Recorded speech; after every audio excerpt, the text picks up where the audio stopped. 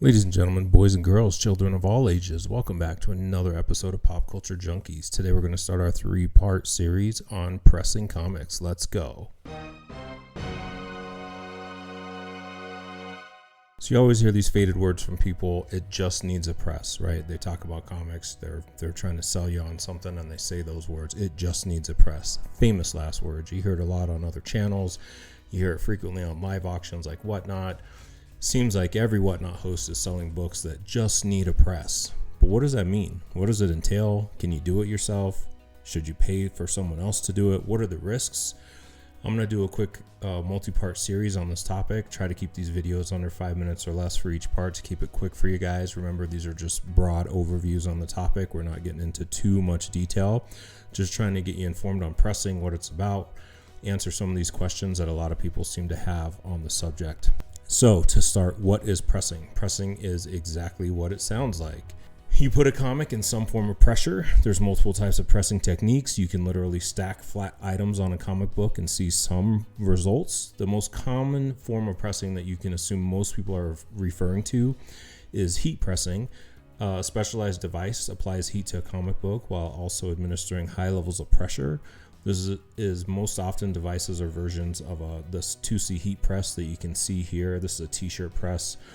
There are more advanced industrial presses that a lot more experienced pressers use in the industry.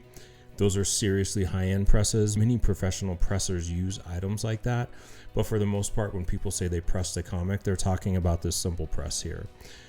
For the layperson pressing their own comics, and most amateur pressers, they use a variation of the 2C press. These presses run around $200 or more depending on the features you're looking for in them, but the base models, you can get one that can decently press your comics for $180 to $200. They're very simple to use. There are a few other items you will need to press at home. Metal plates are needed frequently to make sure you can get enough space and pressure in the machine to actually press something as thin as a comic book with the pressure that you need.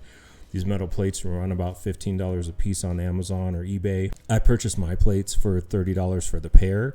Make sure if you get unfinished edges on your metal, you sand them down prior to use with some sandpaper or a sander if you have a sander at home. Unfinished metal is dangerous and extremely sharp. It will rend your flesh with no mercy. You can seriously injure yourself. Handle with care until you safely remove the edge on the metal. So now you know generally what a press is, an overview of how it works, and you're ready to go, right? Nope. You also need some silicone release paper. This is the next piece that you'll need in this process, and you will also need some extra magazine-sized backing boards to complete the setup. You can purchase all these things on Amazon very easily. They're readily available, and you can have a full press setup for about $250, $300. Now you're ready to do a basic press. At this point, you'll want to evaluate the book you're pressing and decide if you're going to try to do a quick press, a cold press, or a full press. There's multiple variations within these, but these are the 3 basic types in my opinion. There are also multiple steps of prep work that you can do before a press, like steaming and other cleaning of a comic, but we're talking basic pressing in this series, right? We're just talking pressing. The cold press is exactly what it sounds like. You put your comic in the press, no heat, and apply the pressure. Then you see if you can press out the defects to a reasonable degree. This is the simplest press to perform and typically the quickest. As you can guess, it's the least effective. The quick press is a press with heat done quickly. So a quick press is just like your regular or long press. They're both using heat. A quick press is typically less than 24 hours. A regular press is typically you press a book for 24 to 48 hours. Some people swear by pressing 48 to 72 hours. To be clear, the heat is not applied this entire time. The heat itself is applied for the first 10 minutes or so.